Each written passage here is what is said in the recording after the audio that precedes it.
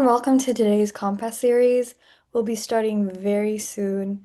Thank you all for joining.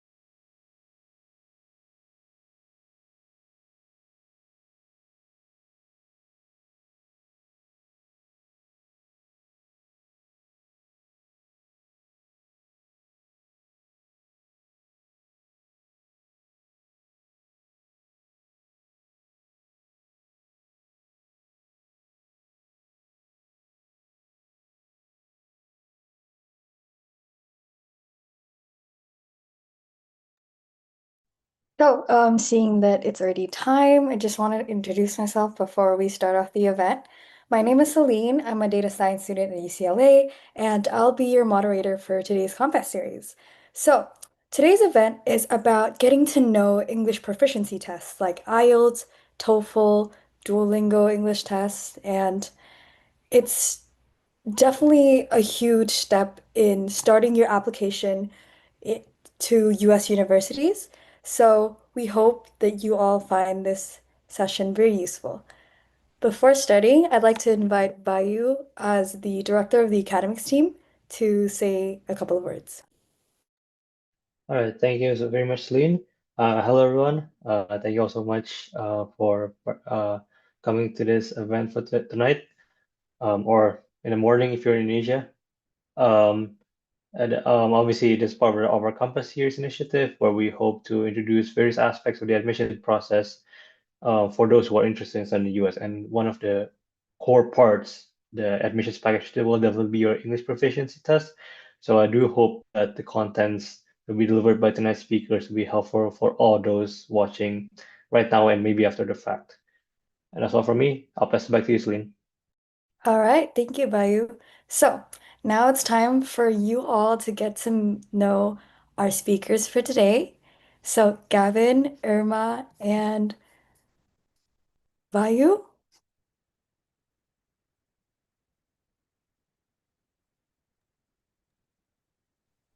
Hi. Hello, Celine. Hello. Hi, all speakers, and hello, everyone in YouTube. My name is Gavin. Hi. Okay. Hello, everyone. So, I'm flying. hi everyone. So excited to have you here. Maybe Gavin can start us off by introducing himself. Sure. Let me introduce myself. My name is Frederick Gavin. I'll go by Gavin, and I've just graduated this spring commencement.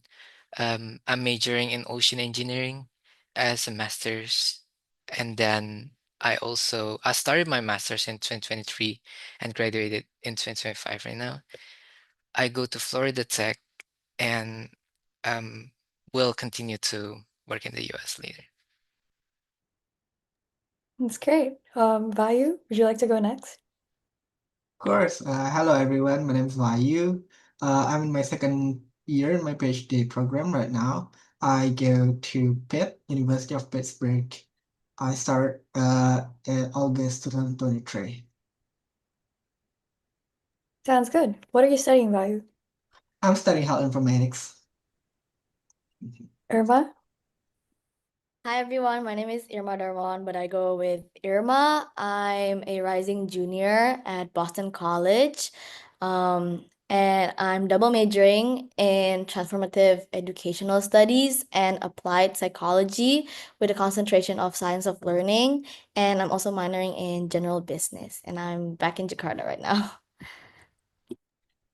All right, thank you all. So we're gonna start off with Gavin, who's gonna talk to us more about his experience with the IELTS, which is one of the most taken English proficiency tests for an application to a US university. I myself took the IELTS, so I'm excited to hear what Gavin's gonna tell us about the exam. All right, thank you so much, Celine. I'm gonna share my screen a little bit.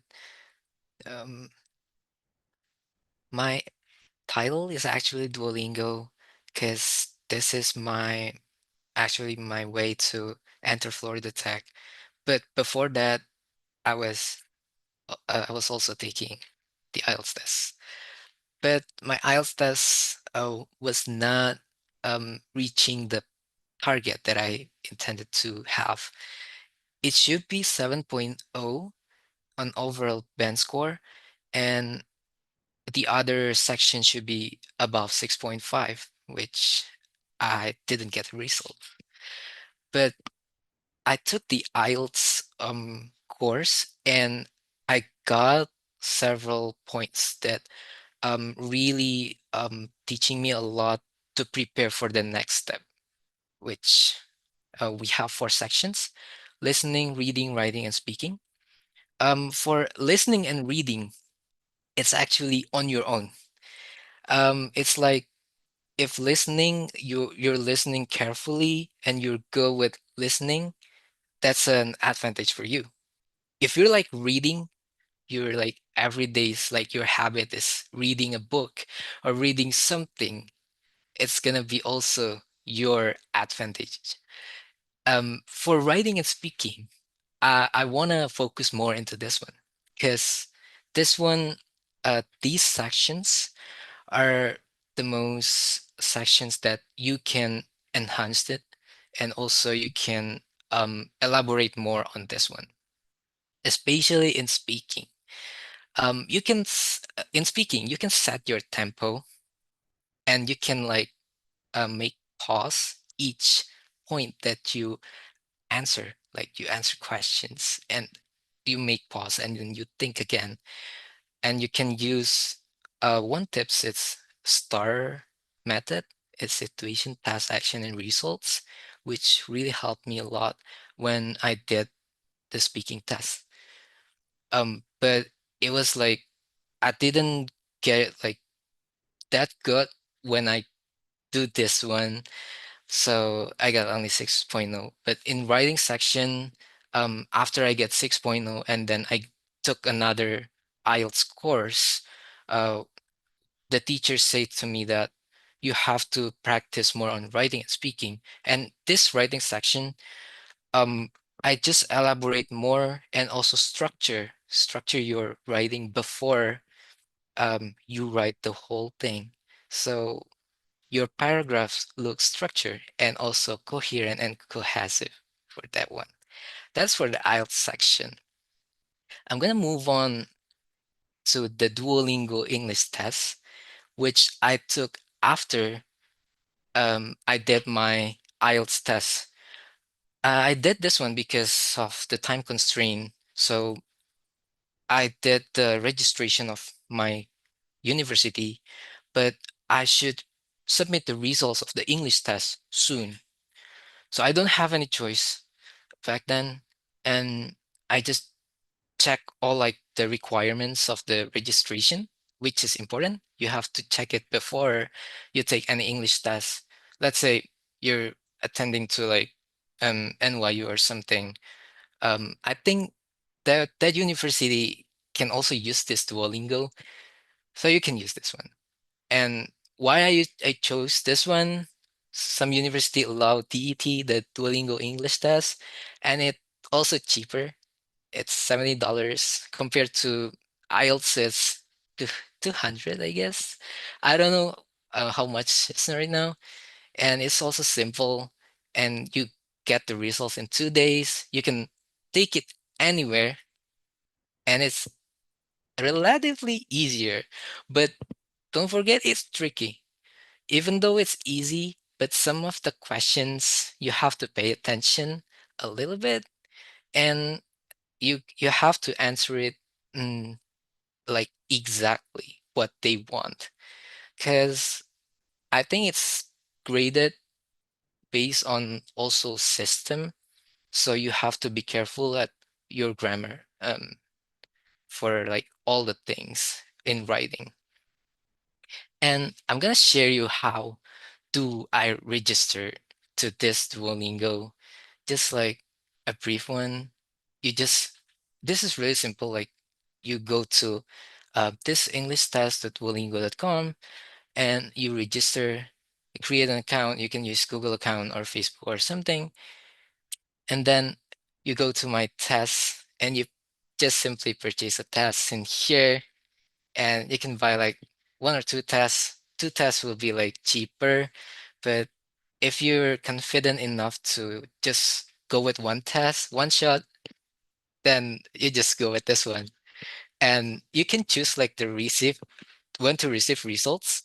You can get it the same day or 2 days, based on your urgency. And don't forget, you have to complete the payment and you have to 21 days to take the test, unless it will like vanish. And results, it looks like this. It's really simple. And how do I compare this to like IELTS or TOEFL? There's a website in here. It's English Test with Duolingo / course in here.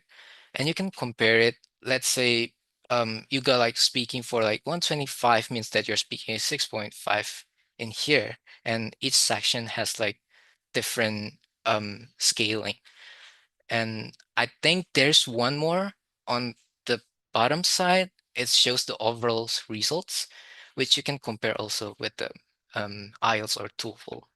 This one is the IELTS one, but on the top part of this page, there's like a TOEFL comparison. And my recommendation for taking these tests, either like IELTS, TOEFL, or like Duolingo, you have to check your requirements in the university, because that's like the first thing first. And plan your timeline. Don't get dragged by any like other um, factors. And then just register the test as you plan. And then you prepare it. Focus on your strength. If you have um, weakness in, let's say you have weakness in reading, then you have to maximize the other things first. And then you coming back to reading section at last, like preparing. And for IELTS, you can check the IELTS band descriptions.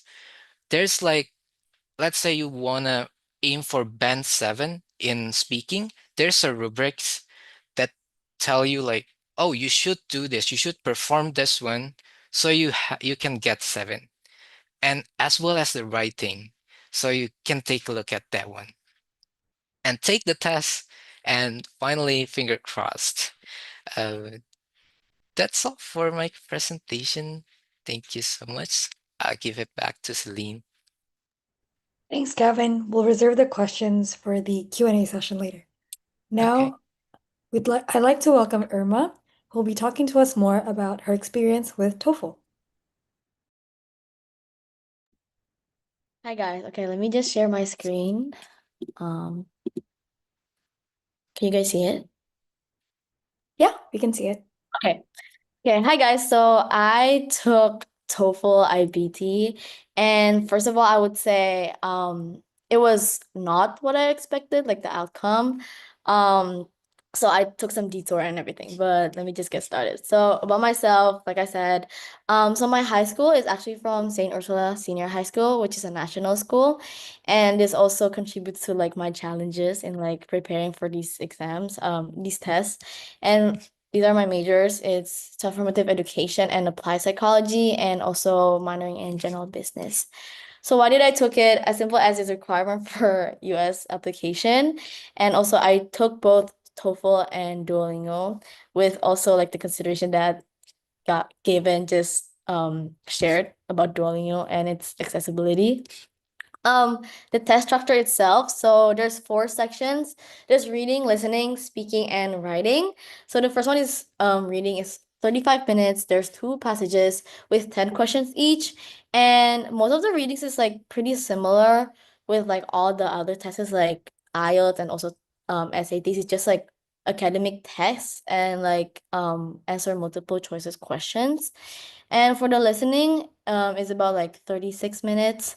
And there are 3 lectures and 2 conversations, and you listen to academic lectures and campus conversations, and then answer related questions. Like the listening itself, the content is like very relatable in like daily life, so it shouldn't be like a problem for like the topics and everything else.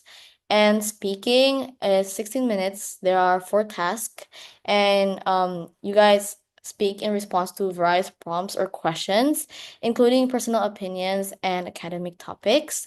And the last section is writing, which is 29 minutes. There are 2 tasks, and you write like an integrated essay, consists of like reading and listening, and also an independent opinion essay. So a little story for my preparation journey. As I said, I came from like a national school, and I was in a national school my whole life. So it has been a struggle for me to kind of study and prepare for the test, because the students around me, my peers, were not preparing for this, because there were only like 6 of us going to the US in my grade. So it was very like challenging to kind of learn, like study together or like find information together about the test or like exam.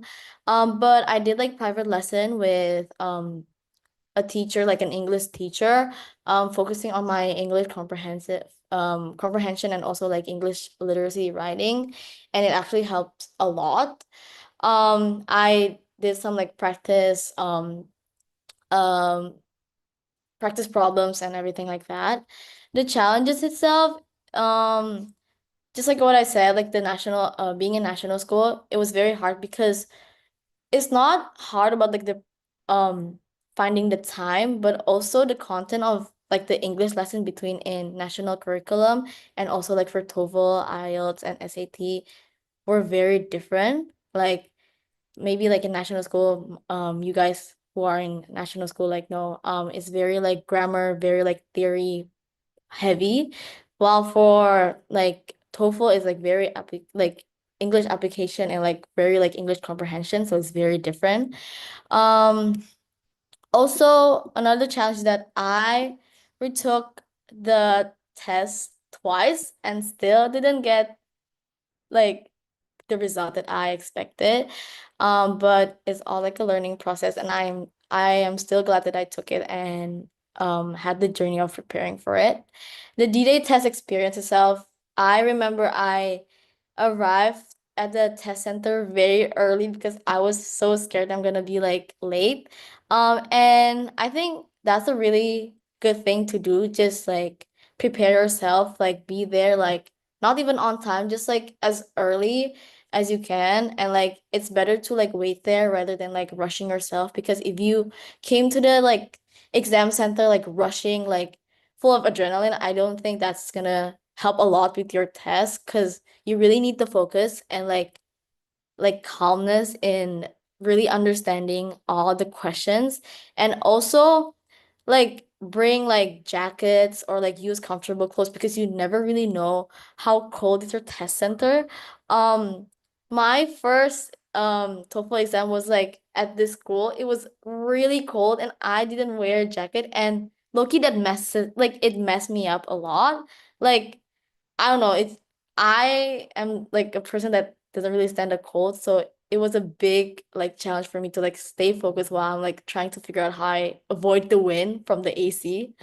Um, but yeah, just like make sure you prepare everything from the night before, and feeling nervous is very normal, but also try to like not like see other people when doing the test, because I tend to like see like where like what like the emotions of like other people, like seeing like are they like feeling like this test is like hard or like not, but like just focus on yourself and you'll be fine. What would I do differently? One thing is that to read more books. I didn't read books at all before taking the test. Like, and this goes for all, like SAT, IELTS, or any exam basically for English. I feel like you can have a very strong like English like theories like or like just like speaking ability or like writing ability, but if you don't read on daily basis, I would think that that would kind of come as like a challenge for you for these exams. And I wish I started reading earlier. And just because um like for the reading section, because I didn't read and I don't like reading. So the mindset of like I don't like reading low key frustrates me when in the test. So I was just like not excited for the reading section. And that I think that kind of mindset already like set me off on the wrong foot for the exam. So I really think that's one thing I would do differently. And that's also a tip for everyone who's gonna do the test in the future. That's all for me. Thank you. Thank you, Irma. That was very insightful. Now I'd like to welcome Vayu to share more about IELTS as well as Duolingo.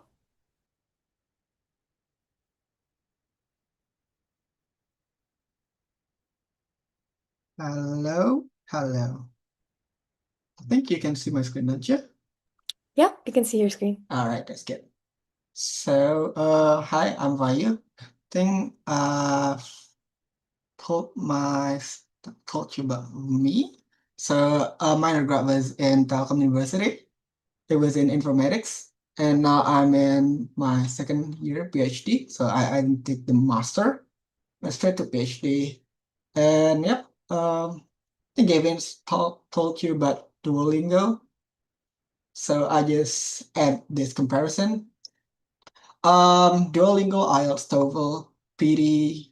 Well, we don't really do PD, but the first three, those are some bigger tasks.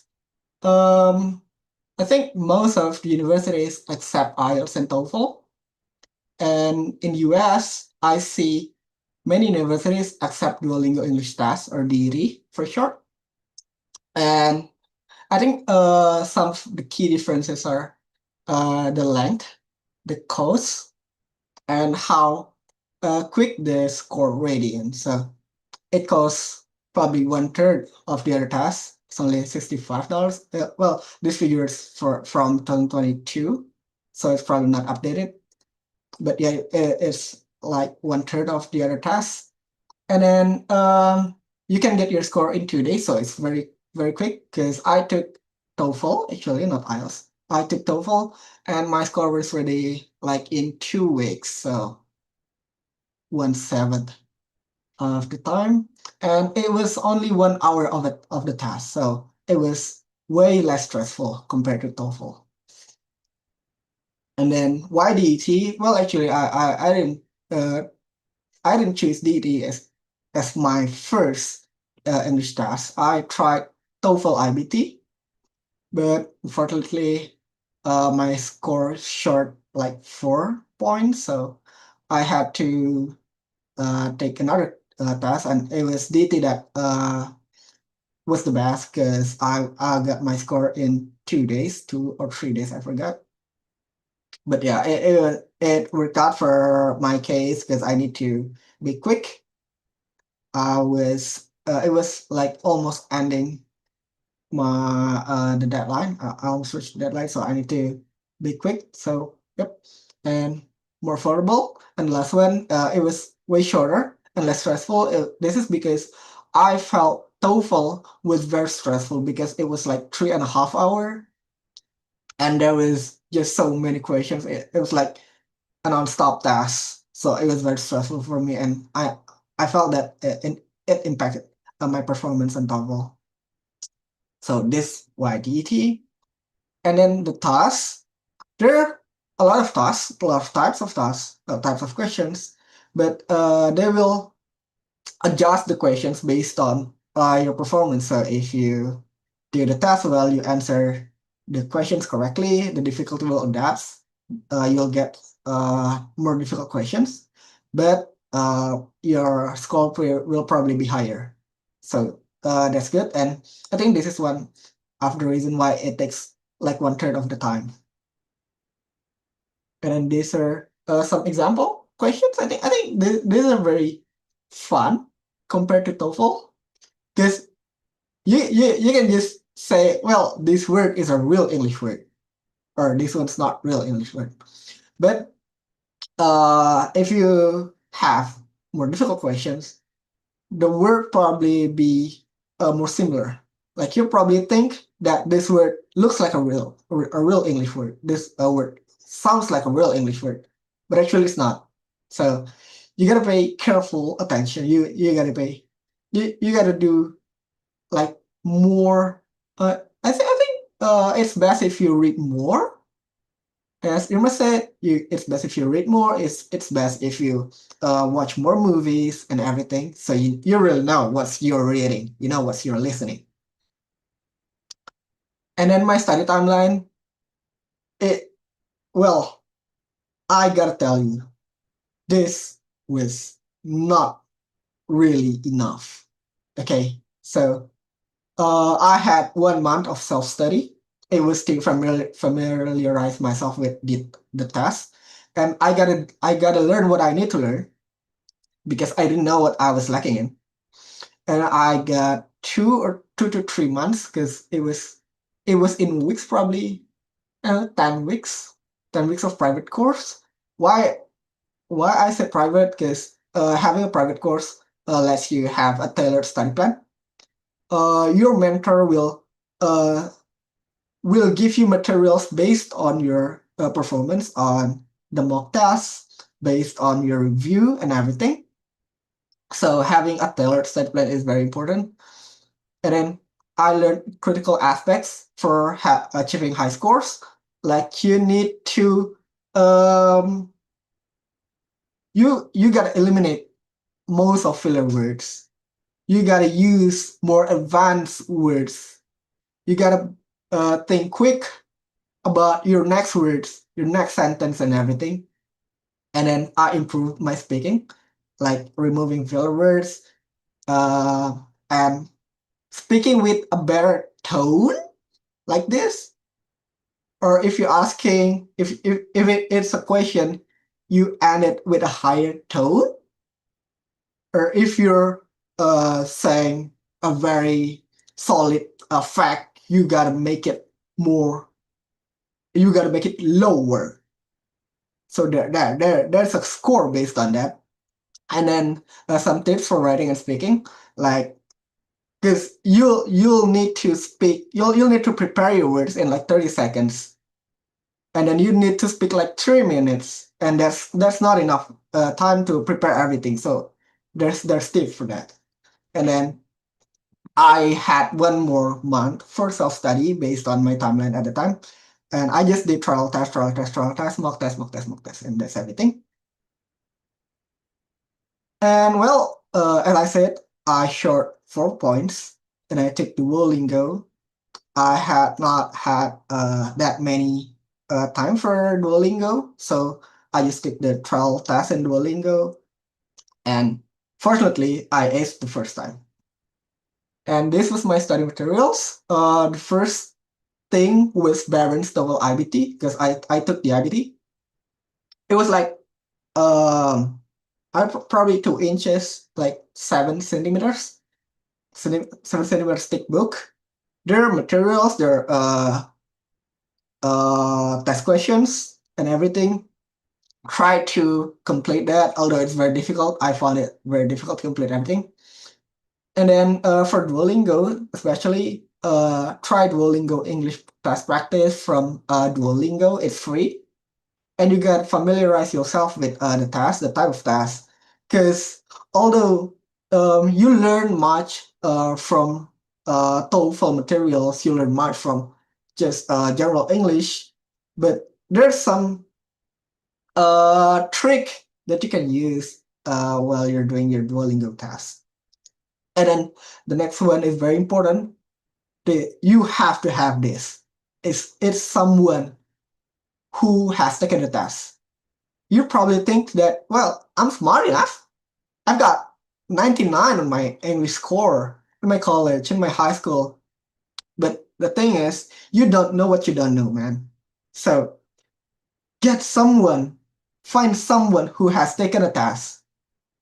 So they'll see you, they'll tell you your weaknesses. They'll tell you in which area you're lacking in. Or they'll just probably say, oh, you might be practicing more in this. And the last one is online test practices. For Duolingo, I didn't try other online test practices other than the one from Duolingo, but I explored some and there were like DT ready and DT practice. You have to pay for this, but I think it's worth a try. I haven't taken this. And then during the test day for Duolingo, it's an online test, so you'll do it using your own laptop in your own room. So you must take the test in a private room. Nobody can enter. Nobody can speak loudly. Well, aside from you, of course. And then you'll need to install the software from DT. It'll check your computer. It'll check your room. It will probably use some AI machine learning to analyze your eye, analyze your movement and everything. So follow its guide. Quit other apps, not just close. Try if you're using Windows, you'll find it on the right bottom side of your screen, and just quit everything. If you're on Mac, it's on top right. Just quit everything. I even uninstalled app like Ndesk because I didn't want any problem with it. Do not wear headset. So if you want to listen to the test better, just use the speaker and set the volume up all the way. And then look at the screen all the time. You don't want to look at other place. If you're looking right like this, they probably think you are looking at something, you're cheating. So try to look at the screen all the time. And then the rest is straightforward. It's because I think for me, the UI was very straightforward. The UI was very intuitive. So it was the rest was so easy. I mean, in terms of experience. And then, oh yeah, when I was preparing for this grad school, I was working full time. So I needed to take the online course. I chose to take it on Monday, Wednesday, and Friday. This was because I needed to space out the schedule. So I have time to rest. I have time to reflect and just do other things. I don't want to burn out myself. And I used the rest day to reflect and practice specific questions only. I didn't practice all questions during the rest days on Tuesday and Thursday. And on weekends, I did the mock tests. So there's some kind of strategy to maximize your study plan. And then I think speaking with my friend, they think grad school preparation is just some side thing you can do. But I see this as an investment for your career because grad school itself is investment. So the preparation itself also an investment. And my tips about preparing English tests. First thing that I've learned here is sometimes English is just an administrative gatekeeper. If you can't reach 100 from me in TOEFL, you cannot enter the school. If you cannot reach 120 for Duolingo, that was the threshold for me, you cannot attend the program. So be strategic, ask our students. If it is just an administrative gatekeeper, just reach the threshold and focus on other things such as essay or motivation letters. And then plan your study based on your current situation. Maybe you don't have much time. Maybe you have more time. If you have more time, you can be more relaxed. If you don't have much time, you need to squeeze out everything and do it all in probably 1 or 2 months. And then the last thing, as I said before, have someone else to assess you, even if you have to pay. Remember, this is an investment, okay? And then the last thing they want me to talk about is US academic experience. So here it is, just one slide. So I took my undergrad in Telkom University in Bandung, and it was way more stressful. You know, master's course, PhD course, are way less stressful than undergrad course in Bandung. I tell you. Because we have supportive professors. We have supportive classmates. We don't have I don't want to say evil, but they're they're like evil. I have to say, I'm sorry, but we have very supportive professor and classmates here. There are way more opportunities here. I've talked about things with people from Amazon, from Apple. I have more funding, so I can do more research. I can take any courses that I want here because it's a full scholarship, and it's not only about school because I gotta travel around US. I can play snowboard. I turned out I really like snowboard. I went to Texas. I went to Washington DC. I went the next one. It was in Bryce Canyon, and then Liberty in New York City, and then Zion, and then DC again, and then it was Horseshoe Bend. And then the last one was in Niagara Falls. So it was really, really beautiful. So this is one of the reasons why you gotta go to the US. But yeah, that's everything. I think I've talked a lot. So if you want to connect, hit my LinkedIn, hit my Instagram. I'm Vayu. Thank you. Thank you so much, Vayu. And a big thank you as well to Gavin and Irma who's shared their experiences. Now we're going to move on to the question and answer session. So for those of you watching on YouTube, feel free to comment in the chat if you have any questions about IELTS, Duolingo, or TOEFL, and our speakers here will be more than happy to answer. But while we're waiting for people to ask their questions, so I noticed that like across the test, they all have like similar formats. So there's like a reading, there's a speaking, writing sections, and like, yeah, something along those lines. So which section did you guys find the most challenging and why?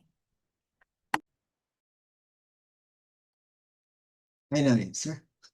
For me, it was speaking because I need to think fast. I need to because they gave me a prompt, right? They asked me think about a place that you love. Why is it blah blah blah blah blah blah? Well, I know the place. It's that 3 points that I need to talk is that's I wasn't really sure the first time. So I got probably 30 seconds. I think it was the case in TOEFL as well as in Duolingo. So I make 3 points and I just gotta expand it on the way. So that was the challenge. And we don't want to say filler words to we want to maximize the score. So I need to think, I need to speak all in one time without saying any filler words. That was the challenge for me. I see. Gavin, would you like to share a bit about your experience? Oh, sure. At the beginning, thank you so much for the chance to answer this one. This really interesting question. At the beginning, I also thought the same as Vayu. It was speaking, but once I know that we have to like construct it while we're saying some sentence, like opening sentence, that's like one of the tips and trick to do like speaking, and you'll be able to like speak in length. And also like stay calm. As Irma said before, stay calm and it will really help you. Um, and then it moves to like the reading section. It was the hardest part for me. I'm not into reading. I wasn't, but right now I'm into reading. Started to read all like English literature or like novel or something after my first IELTS test, which is like 6.5. I failed it, and I realized that I need to immerse myself to English more. And also that works also in the listening sections. Um, I realized that this one was one of my weakness. And I started to watch like Netflix without subtitles and just like force myself. You have to understand this one. So that's the point where I really force myself to learn English. And let's say I don't know this word, I saved it and I write it down, and then I just like, oh, this is how you use it in sentence, not only like what is the translation of this one. Um, either like either way is good, but it's good. It's better to like, how do you use it in sentence, and then try to imitate what the speakers in your movies saying. That's the best way, like to like imitate people. For example, uh, you know, record as an verb and record as a noun, it's totally different. So when you say record, it's like the emphasis on record. Like if you want to say it's record, it's like on at the beginning, it's like totally different. So you have to like understand that one, so you'll be able to like improve your English. Kind of that. Yeah, thanks for sharing that. I mean, it just goes to show that like studying for like English proficiency tests doesn't have to be, always sitting down with a textbook and like reviewing all these problems, but it can be as simple as, listening to dialogue from your favorite movies. So, yeah, thanks for sharing, Gavin. Irma, would you like to add on?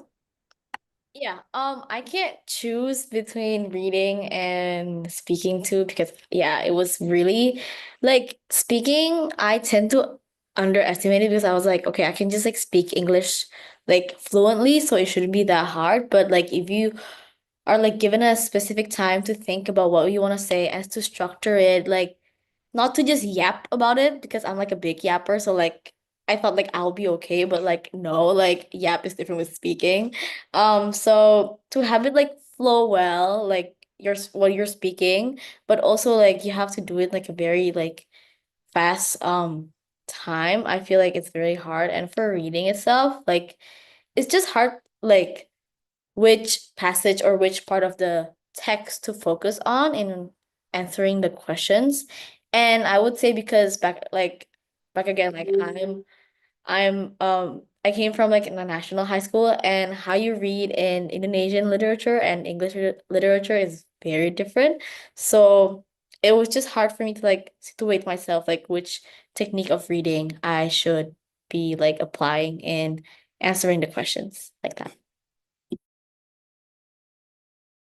Okay, great. Thank you so much. Let's move on to the next question, which is how did preparing for these tests help your overall academic reading, writing, or speaking at university? I can start. For me, it definitely it didn't help the way that like okay, like by learning this, I learned blah blah blah blah blah, and then I applied to my like college experience. But with preparing the test, I realized that my English was not that good, and I underestimate the importance of like speak like having a proper skill of reading and writing. Wait, yeah, reading, writing, and like speaking, listening, and everything. And that pushed me to better prepare myself before coming to the US. I really shift like my mindset to just like take it more seriously and actually not underestimate how simple it will be because in college, like you can speak English fluently, but once you listen lectures in English, it's a completely different language, if that makes sense. Like you kind of have a situate yourself, like you kind of have to like experience it yourself multiple times to be able to get the gist of it. And with my preparation with for exam, I realized that I have to like push myself more and actually find different ways of learning the English um to prepare myself for my college. So it actually just like make me realize how slacking I am in academic English, and it pushed me to like even better prepare myself before college starts. Great. Thank you so much, Irma. Gavin or Vayu, would you like to add on? Yeah. Actually, I use the tips that was given to me during my course for my PhD study, because I learned how to write, I learned how to explain my ideas, and it's very useful for me right now because I need to write a lot, I need to read a lot, and I think my preparation for TOEFL and Duolingo, mostly TOEFL actually, how really helped me because it was like, well, TOEFL is designed to mimic academic experience. That's why they have these long passages. They have uncommon words that we usually only see in a paper, not in everyday English. So I think preparing for TOEFL is a very good way for you to prepare for the actual study. Thank you, Vayu. All right, so we have a couple of questions from the chat. So the first one is also directed at Vayu. So they want to ask you more about your scholarship. Is it still available? And how long did it take for you to prepare for all the scholarship requirements? Okay. Thank you for the question. Is it still available? We usually s- we usually find out around November. So I can't say for sure right now. We usually have it open like every year. But right now the situations it, it's rapidly changing, so I can't say it for sure. But how long I prepared this? I'll say like 5 months in total. It was really quick. Um, but well, I had to strategize on how I prepared everything. So I did many of the requirements in parallel. Like first thing first, I prepared for the English test, and then at the same time, I prepared my essay, and then like halfway through that essay process, I start to prepare my recommendation letters. So I didn't really waste any time because I had not much time during that time. So it was really short preparation. Yep, I think that answers everything, I guess. Okay. And for the next question, we have, let's see. Are there specific reasons to take one type of exam over the other? So which test is the best to take? And feel free to add on more if you guys like to share about how taking these tests have helped your academic experience.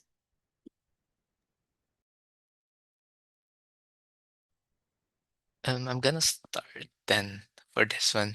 So, what is the best test? I can say like every test has its advantages.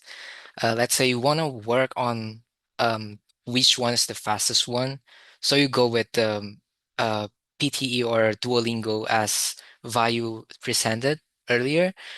But if you want to go for like flexibility on like acceptance in universities in the US, so you go with IELTS or TOEFL. But definitely if I were you, because like I wanna see like the results quickly, and also it's cheaper for Duolingo English Test, so I'll go with Duolingo. That's my preference, not for like um, an official advice, but it's just my preference. And I think for I just gonna add more a little bit of like the previous question regarding like how did like preparing for those English proficiency exams help your overall academic in reading, writing, and speaking. To be honest, all like the proficiency exams not really helping. Not all sessions help like efficiently in your daily life. In reading and listening, yes, I do agree that that's really helpful for you. But in writing and speaking, um, you have to do it. You have to force yourself to be able to speak. Um, for speaking, in my experience, because I'm here in Melbourne, Florida, there's less Indonesian, which forced me to speak and listen to English every day, starting from opening my eyes in the morning until I go to bed at night. So that's how I learn English. So for my tips, if you're Indonesian and you want to learn speaking quickly and adapt quickly in the US, you have to make yourself, let's say you're meeting another Indonesian and you pretend like, oh, I'm not an Indonesian and I want to speak English more like that. Just pretending. But that's just like a joke. I mean, like you want to have yourself more in English in daily life, so you have like a better pronunciation and also like better speaking for that one as well as the listening. You can work both in at the same time. Thank you, Gavin. Irma or Vayu, would you like to add on? I can add on. Um, I'm a big fan of Duolingo, not gonna lie.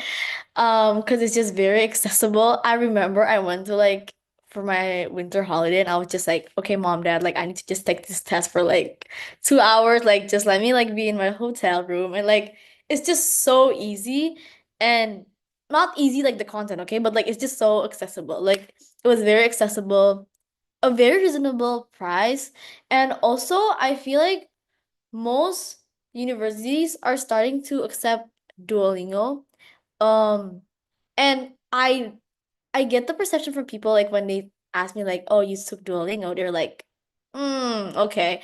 But I was like, yeah, people tend to underestimate it, like, and just like, okay, this is just like not real. It's not a real thing, but it is a real thing, and it's actually like not as easy as people thought. Like, it's still challenging, of course, because if not, then the US wouldn't even consider it. But I would say, um it's a safer option for IELTS and TOEFL, but it's just like it's you have to prepare for it more with like also higher costs like financially and also like time-wise, like it's not as flexible as that. And if you have to retake it, it's even like more like struggle to like find the test centers also for the cost and to like literally like just to like prepare for it. So I think Duolingo is a win, but it also has some of this like its weakness and also like for the other tests. Yeah, thank you, Irma. I think for me, first, remember, guys, the scores are only valid for 2 years, and that's not a lot of time to apply for many universities. So the first thing for me is to find out uh, what scores your university accept. If they all accept Duolingo, I'd go for Duolingo actually, because it's just one third of the price. It's way more flexible. The only downside is they use system and use less human intervention, so you'll probably face some technical challenges. They'll probably just less support. But other than that, Duolingo is just the real winner. But if you don't know where you're going to apply, I'll just play the safer game. Go with TOEFL or IELTS. Anyone's good. basically every universities accept both of them. Okay, thank you.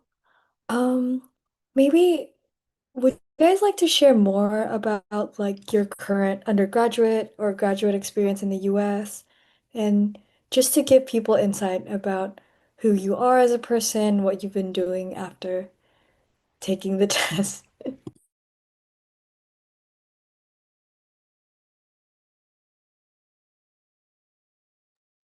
I can go. Oh, Gavin, you want to go first? No, I'm good. You can go. Okay. Um, so I'm in so as I said, I'm in Boston College. I've been loving it so much there. I Despite the things happening right now, I can still say that it was the best decision to apply to US universities and actually go there for my college experience because um I think US, like the universities there, they most of them, or at least my college, my university, like they have a really good balance between academic and non-academic achievement. And I'm the type of person that actually really values non-academic achievement. It's not about scores. And just as I said, because like I didn't end up submitting my TOEFL score because it was so bad. And I was like, even my SAT score wasn't good. Like I wouldn't even say it was good, but um being accepted to that school makes me realize that they value myself more than just a score and like academic wise. And if you have like the US universities really appreciate for who you are, your uniqueness, and also what can you bring for the community. And I think that's not like you cannot find that a lot in other places around the world for college experience.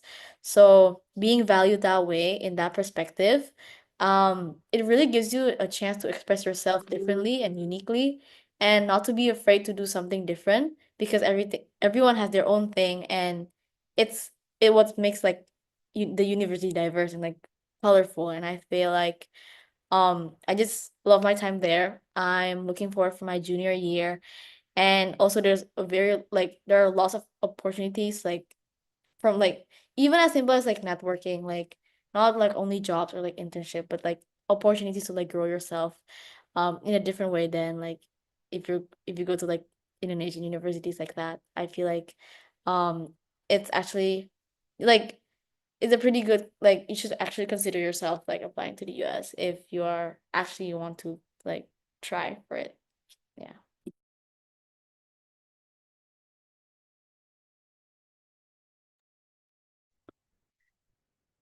Okay, I think I'll go next. Okay. So for me, cause I'm in Melbourne, Florida as a graduate, I was a graduate student, and also I was also a TA, teaching assistant in my campus. I taught fluid mechanics lab and also water wave mechanics lab, and those experience required speaking and also listening that's like related to this IELTS or TOEFL or Duolingo test. And it was I was kind of shocked when I first teach the class because I didn't know anything. I didn't know what people are saying. And um but the students, I'm really lucky. The students are really helpful to me. They slow down their pace of like speaking, and then I'll be able to understand all the like things day by day. I'm getting better. That's how I implement my English in campus. So like I was coming from my bachelor was in Indonesia. I was an ITB student, Institute Teknologi Bandung, and yeah, I'm Vayu's neighbor back then, but we haven't met back then. So yeah, that's kind of struggle for me at the beginning. But you, I always remember that even though you're feeling small and your results is currently bad, like I took the IELTS like 6.5, but keep trying, be optimistic, and focus on your objectives that you meet. Um, that's how you survive in the US. And also keep trying. Nobody's gonna judge you like directly. So don't be afraid to try to speak. If you don't try it, if you never tried it, you never made it. That's from me. Thank you. Well, for me, because I did my undergrad in Telkom, I went to public schools, public elementary school, public uh, middle school, and public high school. So I didn't learn that much about English. So I just tried to learn more in my own time, and then I just the TOEFL preparation was tough. But it helped. It helped in my PhD study. Because I didn't have my master's degree.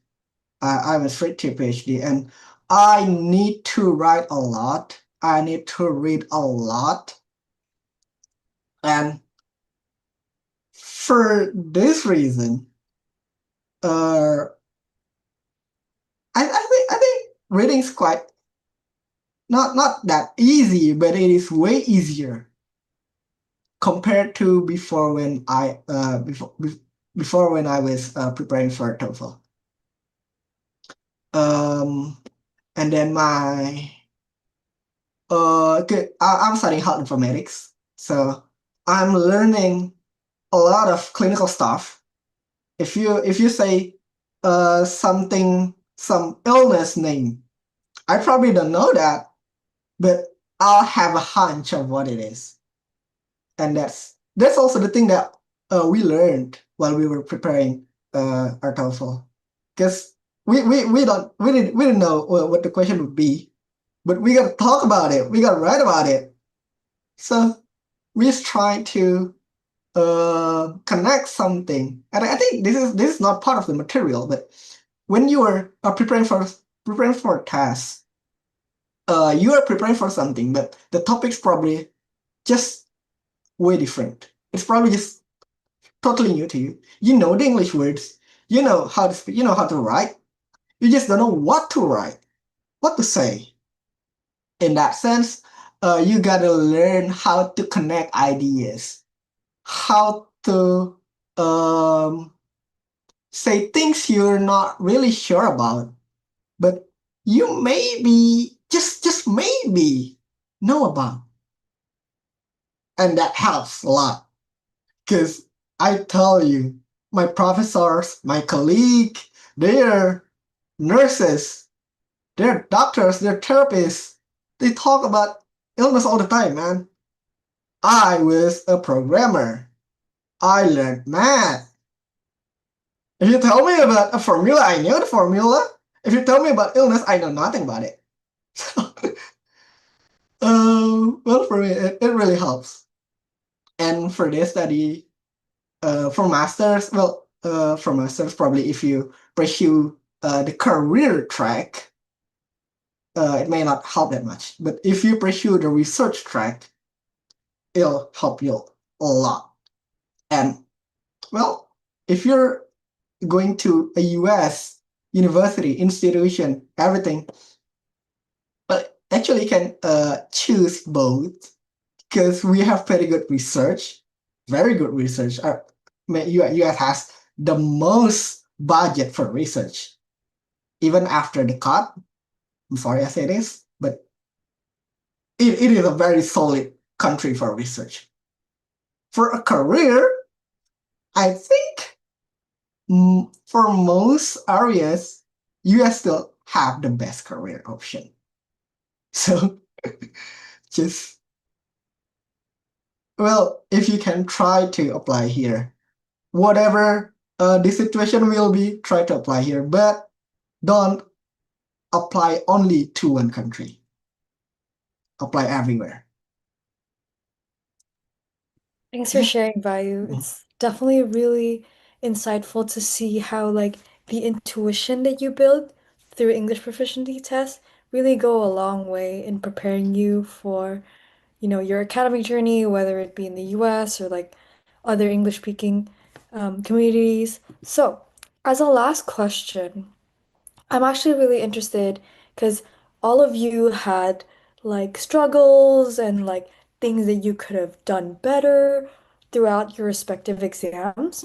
So, what if you could go back in time and tell yourself or tell other students watching right now who are starting their test prep journey some advice on how to handle whatever English proficiency test you took? What would that advice be?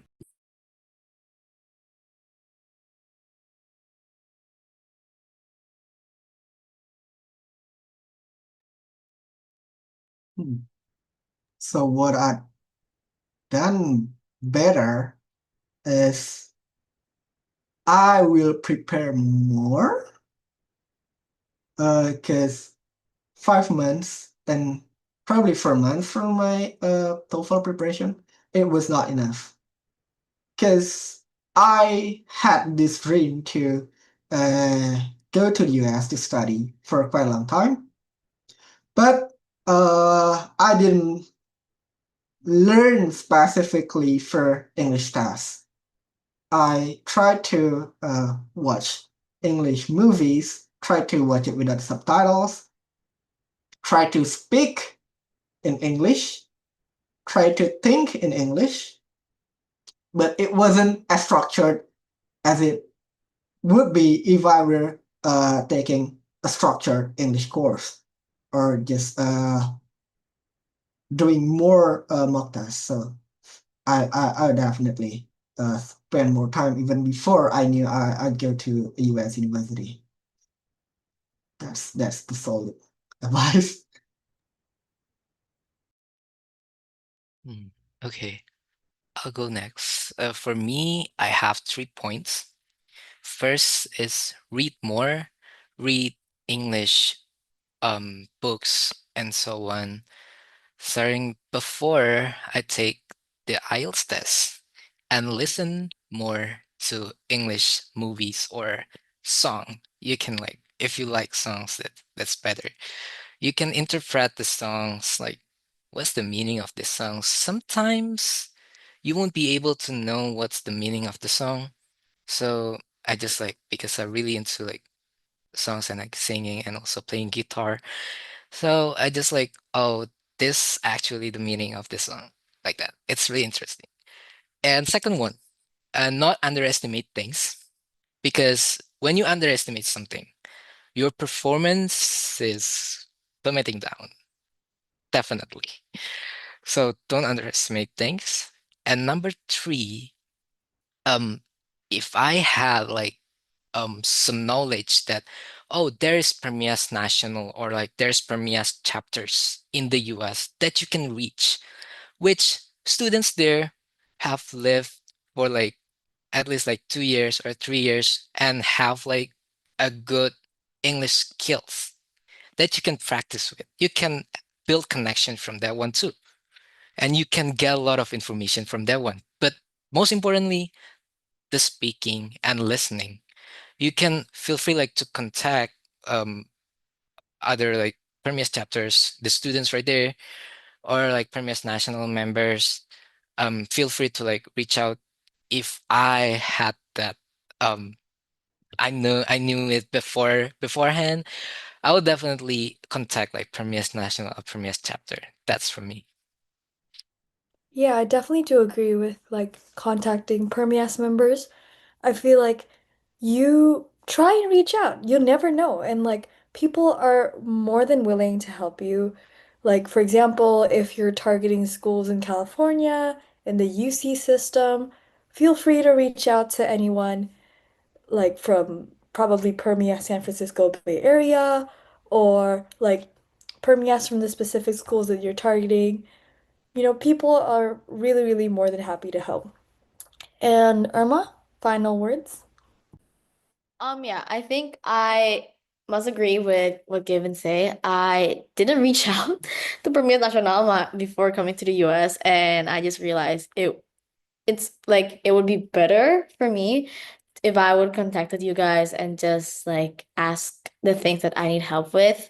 And also I would like if I could like tell myself or like back then or like just like a tip is that your score is not like the only thing that you should focus about. Like score is not everything. Yes, like in Indonesian culture we were raised by thinking that academic score is everything and then is a very like heavy like your self representation or like your self like perception like really like shapes from like what score you get and like how smart you are, but you're applying to the US, a very different culture. Just tell yourself like to take it easy but also like also prepare it seriously, and if one things didn't go as like what you expected, then like it's not the end of the world. It's not the end of your college preparation for the US. Like it doesn't reduce your um chances to be accepted to your dream school or like whichever universities that you're applying in the US. And if you think that like you're not a test taking person or like you might like this English test might be your weaknesses, then try to strengthen in other like in other aspect of the application. For example, like in the essay you can really say about yourself, you can really like express like what's unique about yourself, and also just find things that really shape your personal branding, like your hobbies, your passion and everything. It doesn't always like English test is important but it's not the most important thing. But also just like prepare it seriously and find friends that can like prepare with you because that will give you motivations as well. I think that's all. Thank you, Irma. It was a really needed reminder that grades or like test scores do not define who we are solely as a person. So, yeah, I hope that all of you watching this who are currently probably preparing for their own English proficiency exams, please keep that in mind and best of luck. So, thank you all again for joining this event. We hope that you guys got to learn so much from our wonderful speakers. And thank you to our speakers as well for the time and um, just the space for being here and sharing to all of us about how you prepared for IELTS, TOEFL, or Duolingo. And with that, I'd like to close the event. Thanks so much, everyone. Bye.